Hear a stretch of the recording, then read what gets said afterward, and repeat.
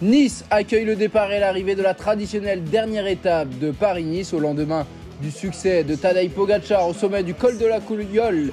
Il porte évidemment le maillot jaune mais n'a que 12 secondes d'avance sur un Français, David Gaudu. Jonas Vingegaard est 3e du général et doit évidemment bouger s'il veut entendre déloger son rival slovène. Le parcours avec la côte de Peille en première catégorie, le passage à Aise où il y aura 6-4 et 2 secondes de bonification, le col d'Aise et la redescente vers Nice où le successeur de Primož Roglič qui avait été poussé dans ses retranchements par Simon Yates sera connu. Jonas Wiesli, le porteur du maillot à pois, se fait la peau en début d'étape pour prendre le maximum de points et s'assurer le classement de la montagne. C'est chose faite pour le Danois qui aura été échappé tout au long de la semaine. Regardez ces magnifiques paysages et ces descentes techniques. Il faut être bon descendeur et ne pas partir à la faute. À l'avant, ça bouge avec notamment Stefan Kung pour la formation Groupama FDJ qui a placé un homme. On voit également un équipier de Jonas Vingegaard à l'avant, mais les écarts sont infimes.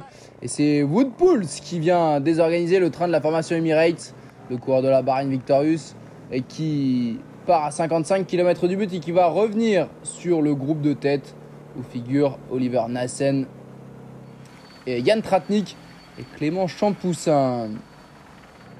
Wout Poels qui va 1 à 1 écœurer les membres de l'échappée matinale. Attention, Oliver Nassen qui a un bon petit coup de pédale à l'approche des classiques, car évidemment ceux qui jouent l'étape, ceux qui jouent le général, parfois les mêmes, et il y en a qui peaufinent la forme avant Milan-San Remo dans une semaine.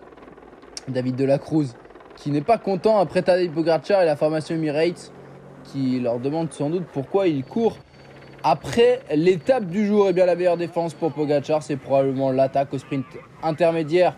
Les 6 secondes pour l'homme de tête, 4 secondes pour Pogačar, 2 secondes pour David Gaudu. Et Kevin Genietz avait tenté d'aider son coéquipier français pour vaincre Pogačar. Et bien non, le Slovène a pris les 4 secondes maximales. Wout Poels est ramené à la raison à 26 km dans cette descente où les plots sont toujours présents et il faut faire évidemment très attention. Petit terrain de foot, basket à gauche très intéressant. Et Simon Yates, le vainqueur de l'an dernier, qui passe à l'offensive, mais ça reste timide pour le Britannique de Jaiko Alula qui ne parvient pas à distancer les principaux favoris. Et Tadej Pogačar qui répond aussitôt, comme il l'a fait du côté du col de la Couillole la veille. Tadej Pogačar qui répond dès la première offensive. David Gaudu qui n'a sans doute pas les meilleures jambes et qui ne parvient pas à suivre le Slovène. Il est même repris par le groupe de contre où figurent Vingegaard et Matteo Jorgensen. Pogačar passe le sommet du col d'Aise et va donc descendre vers Nice avec un pécule de plus de 50 secondes d'avance. Simon Yates est le 4e homme dans ce contre. Yates, Jorgensen, Gaudu et Vingegaard. Un deuxième groupe de chasse avec Sivakov, Madère, Romain Bardet, mais également Paules et Jack Haig. Dans les rues de Nice, Pogačar va pouvoir être prudent tout de même. Il ne faudrait pas chuter et aller savourer 3e victoire d'étape sur ce Paris-Nice 2023. Et le classement général à la clé. Pogačar aura fait main basse sur Paris-Nice et succède donc à un autre Slovène, Primož Roglič, au classement général. La révérence sur la promenade des Anglais à Nice. On va voir pour les accessibles sur l'étape, évidemment au classement général, Jonas Vingegaard sera le plus rapide, à moins que David Gaudu remonte. Et non, ce sera le Danois pour la 2e place, Gaudu est 3e, Yates et Jorgensen ensuite. Et un petit peu plus loin, le groupe de Romain Bardet avec Nelson Paules, Bardet et Sivakov, les Français. Les deux Bahrain Victorious, Haig et Madère viennent compléter ce top 10. Pogačar qui salue ses dauphins, Vingegaard et Gaudu. Bel esprit à l'arrivée entre les 3 premiers. David Gaudu qui sera le premier Français depuis Arthur Vichot en 2014 à monter sur le podium d'un classement général de Paris-Nice. Ça faisait un petit moment évidemment la victoire depuis 97 sur Paris-Nice, depuis 2007 sur une course par étape pour le Tour on l'attendait. Ce ne sera pas encore pour cette fois.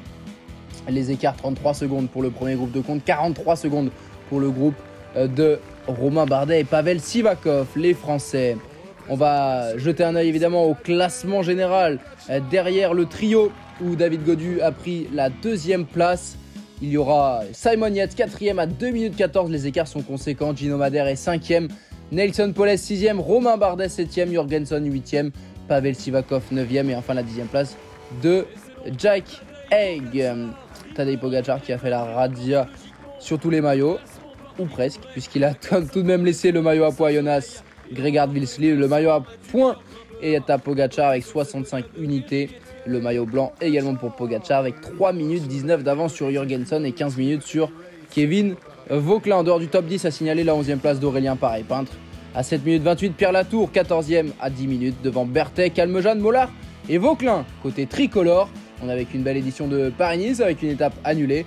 On a vécu également un très beau Tirreno. Prochain grand rendez-vous, Milan-San Remo, premier monument de la saison.